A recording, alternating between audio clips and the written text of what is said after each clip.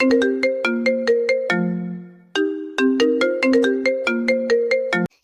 কি বলবি? এভাবে টেনে নিয়ে যাচ্ছিস কেন? দোস্ত, তোর সাথে যে ছেলেটা আসে ওর সাথে আমার সেটিং করিয়ে দে না প্লিজ। ওকে আমার খুব ভালো লাগে। কি বলিস সাজব? ও আমাদের বাসার ড্রাইভার, ওর সাথে তুই রিলেশন করতে চাচ্ছিস? ড্রাইভার হোক আর যাই হোক, ছেলেটা সেই হট, ওকে আমার খুব পছন্দ হয়েছে। যা এখান থেকে, ওর সাথে আমি এইসব ব্যাপারে কথা বলতে পারবো না। নিহা কিছু বলতে যাবে তার আগেই রাজ এসে হাজির হলো। তিশা কিছু না বলে গাড়িতে উঠে বসলো। রাজের সাথে নিহা রিলেশন করতে চায়, ব্যাপারটা কেন জানি হজম হলো না তিশার। তার কেন এমন হচ্ছে? রাজ ড্রাইভ করছে, তখন তিশা হঠাৎ করেই বলল, গাড়িটা একটু ব্রেক করো। কেন ম্যাম? আমার আইসক্রিম খেতে ইচ্ছে করছে, যাও নিয়ে আসো। রাজ কিছু না বলে গাড়িটা সাইড করে একটা দোকানে গেল আইসক্রিম আনতে।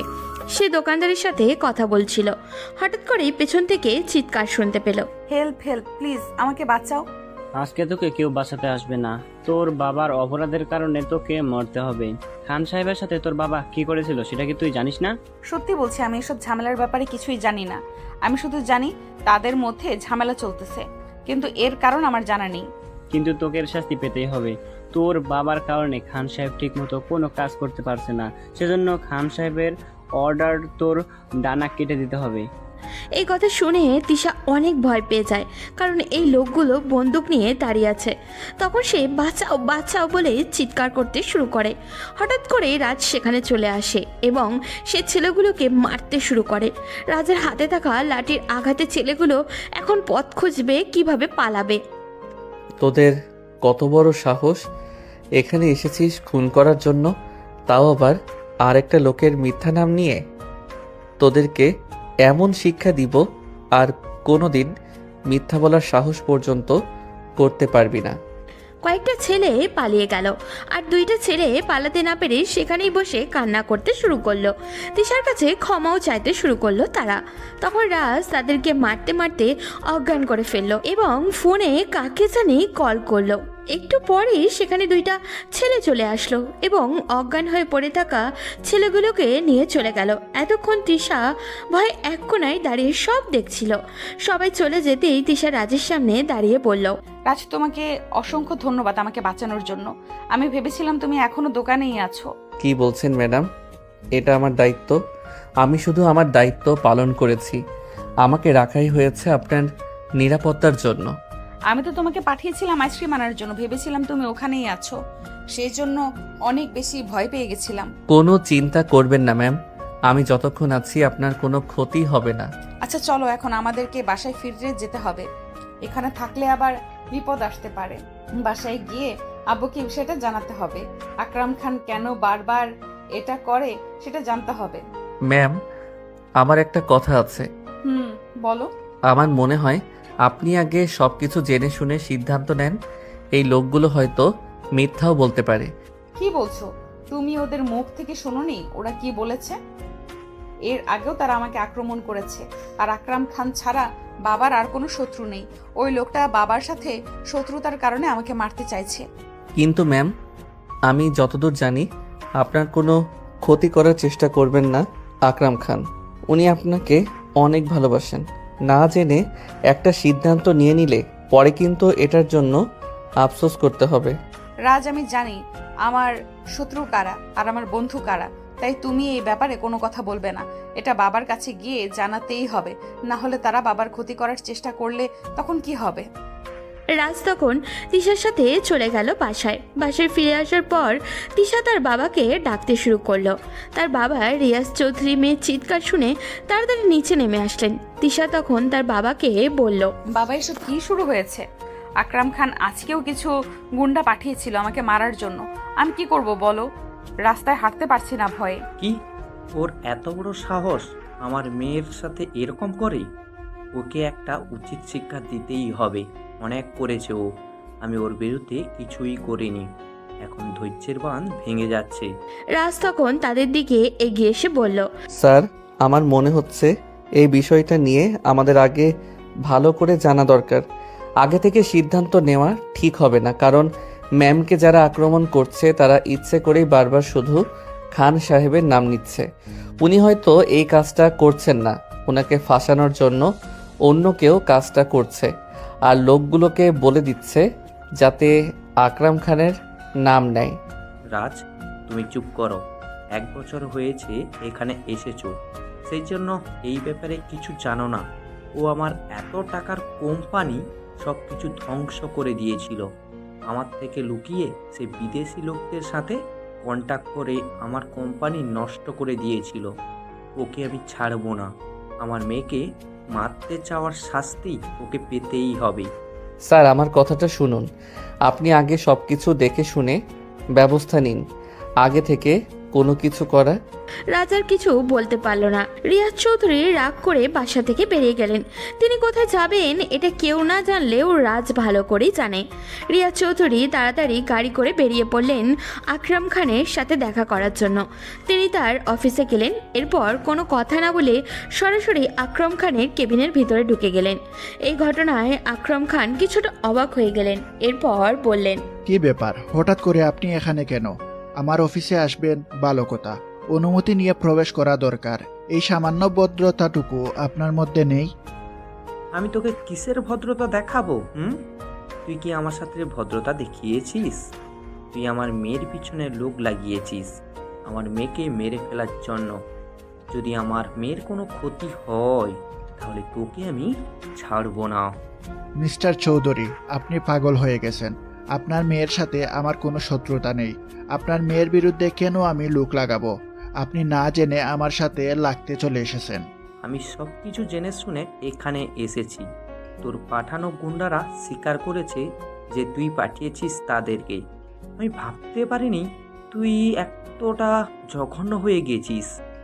আপনার সাথে আমার শত্রুতা হতে পারে, কিন্তু আমি এতটা খারাপ নই যে একটা নিষ্পাপ বাচ্চা মেয়েকে মেরে ফেলবো। আপনার কোথাও ভুল হচ্ছে। আগে সব কিছু জেনে আসুন, এরপর আমার সাথে তর্ক করবেন। আমার সামনে একদম সাধু সাজার চেষ্টা করবি না। আমি খুব ভালো করে জানি তুই কী রকম।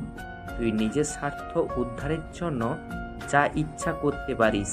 আপনি আপনার সাথে লিমিট ক্রস করবেন না মিস্টার চৌধুরী। আমি আপনার সাথে কোনো খারাপ ব্যবহার করছি না, কিন্তু আপনি বারবার আমাকে অপমান করার চেষ্টা করছেন। পরে কিন্তু আমি আর ভদ্রতা দেখাবো না। কি শাস্তি দিবি আমাকে? মেরে ফেলবি, তাই না? তুই তো এরকমই, ভালো করেই জানিস কিভাবে অন্যের ক্ষতি করতে হয়। চুপ কর, তোর অনেক সাহস হয়ে গেছে। যা এখান থেকে, বেরিয়ে যা। আরেকবার যদি আমার সামনে কোনো খারাপ কথা বলার চেষ্টা করিস তাহলে সিকিউরিটি ডেকে এখান থেকে বের করে দিব।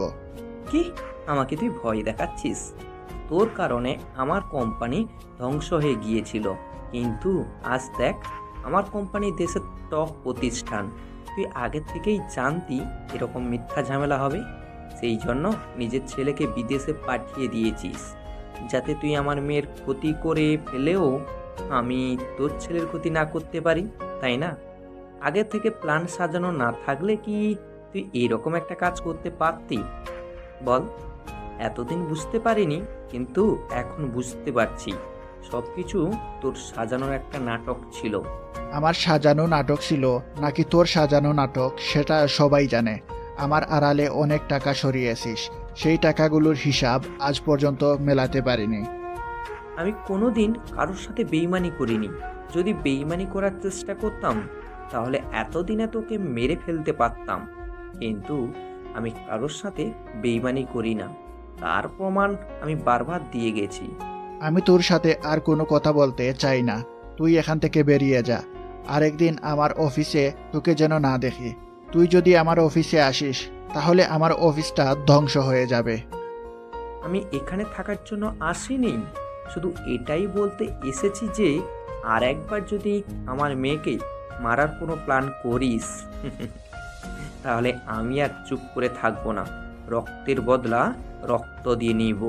আমি তোর মেয়ের সাথে কোনো ঝামেলা করিনি, আর সামনেও করব না। আমার মেয়ে নেই, তাকে আমি নিজের মেয়ের মতো দেখি। নিজের মেয়ের চোখে দেখিস নাকি অন্য চোখে, সেটা আমি খুব ভালো করে এতদিনের প্রমাণ পেয়ে গেছি। এখনো পর্যন্ত 3 বার আমার মেয়ের জীবন নষ্ট করার চেষ্টা করেছিস। বলে রিয়াজ চৌধুরী রাগ দেখিয়ে অফিস থেকে বেরিয়ে গেলেন। এদিকে আকরাম খান চিন্তায় পড়ে গেল, কারণ তিনি এই কাজ করেননি। তাহলে এই কাজটা কে করেছে? তার মানে কি তাদের মধ্যে আরও কোনো তৃতীয় পক্ষ আছে? তারা দুইজন ভিতরে ভিতরে একে অপরের প্রতি ঘৃণা প্রকাশ করে রেখেছেন, তবে তাদের সম্পর্কটা এইরকম ছিল না। দুজনের বন্ধুত্ব সেই ছোটবেলা থেকে, তবে এভাবে বন্ধুত্ব নষ্ট হয়ে যাবে কেউ ভাবতে পারেনি। দুজনের মধ্যে ছোটবেলা থেকে খুব ভালো বন্ধুত্ব ছিল। এরপর তাদের ব্যবসায়িক জীবনেও সফল ছিল দুজনেই, খুব ভালোই চলছিল দুজনের ব্যবসা। রিয়াজ চৌধুরীর একমাত্র মেয়ে তিশা চৌধুরী, সে এবার অনার্স 3য় বর্ষে পড়াশোনা করছে। আর আকরাম খানের একমাত্র ছেলে আরিয়ান খান, তিশার থেকে 2 বছরের ছোট। তবে সে দেশের বাইরে থাকে। দেশে থাকার জন্য সে অনেক কান্নাকাটি করেছিল, কিন্তু দুই পরিবারের সিদ্ধান্ত মতোই তাকে দেশের বাইরে পাঠিয়ে দেওয়া হয়, কারণ তিশা এবং আরিয়ান দুজনকে অনেক বেশি ভালোবাসতো। তখন আরিয়ান সবেমাত্র ক্লাস 8-এ উঠেছিল।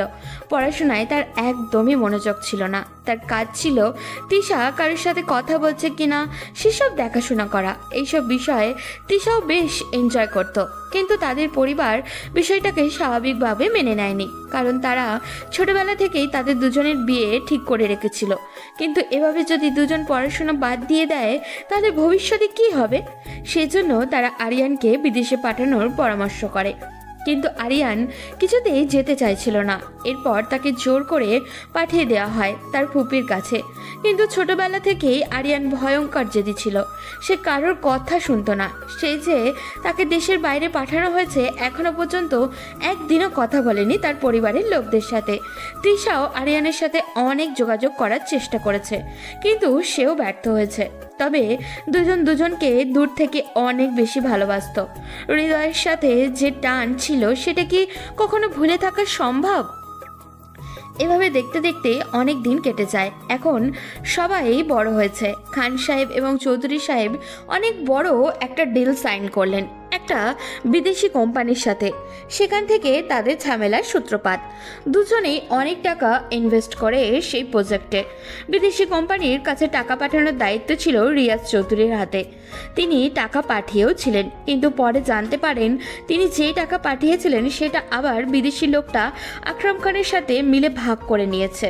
ওদিকে আকরাম খান জানতেও পারেন না ওই টাকাটা পাঠানোই হয়নি। কে সত্যি বলছে আর কে মিথ্যা বলছে এটা কেউ জানতে পারে না। সঠিক তদন্ত না করেই তারা দুজন একে অপরের সাথে ঝামেলায় জড়িয়ে পড়ে। সেই বিদেশি কোম্পানির লোকজনও হঠাৎই উধাও হয়ে যায়।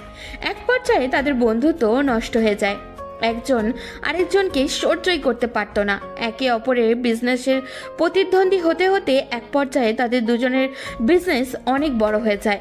কথায় আছে না, যদি প্রতিদ্বন্দ্বিতা না থাকে তাহলে কোনো কিছুই ঠিকমতো করা যায় না। কিন্তু গত কয়েক মাস থেকে তিশার উপরে বারবার আক্রমণ করা হচ্ছে। কারা আক্রমণ করছে সেটা কেউ জানে না, তবে রিয়াজ চৌধুরীর বিশ্বাস খান সাহেব এই ষড়যন্ত্র করছে। কিন্তু খান সাহেব সেটা মানতে নারাজ। তাদের মধ্যে কোনো তৃতীয় পক্ষ আছে এটা নিশ্চিত, কিন্তু সে আসলে কে?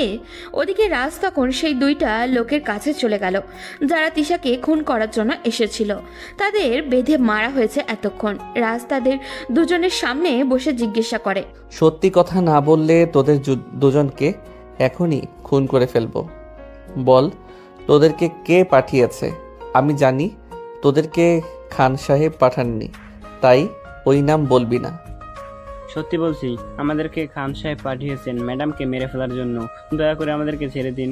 আমাদের খান সাহেব পাঠিয়েছেন, ওনার সাথে কথা বলেন। আবার মিথ্যা?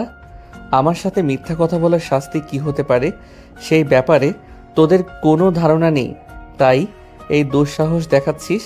ওয়েট, এখনই বুঝে যাবি। বলেই রাজ তার পাশে থাকা লোকদের নির্দেশ করে ছেলেগুলোকে মারার জন্য। তারা ছেলে দুইটাকে আবারও মারতে শুরু করে। তখন তাদের মধ্যে রবি নামের একটা ছেলে বলে ওঠে, আমি বলছি সব কিছু, আমাকে আর মারবেন না। এই তোমরা থামো, এই তো লাইনে এসেছে বাছাধন। এবার ভালোই ভালোই তোমাদের বসের নামটা বলো তো দেখি।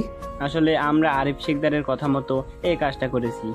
আমি তার অফিসে চাকরি করি, তিনি আমাকে বলেছেন এই কাজ করার জন্য। চৌধুরী সাহেবের সাথে তো তার ভালো বন্ধুত্ব, খান সাহেবের সাথেও তার বন্ধুত্ব আছে। আমার জানা মতে তিনি দুজনের মধ্যে ঝামেলা শেষ করার চেষ্টা করছেন। তাহলে তিনি কেন এই কাজটা করলো? সেটা তো আমি জানি না, তবে চৌধুরী সাহেবের সাথে তার বন্ধুত্ব হলেও খান সাহেবের সাথে তার কিছু একটা আছে। যতই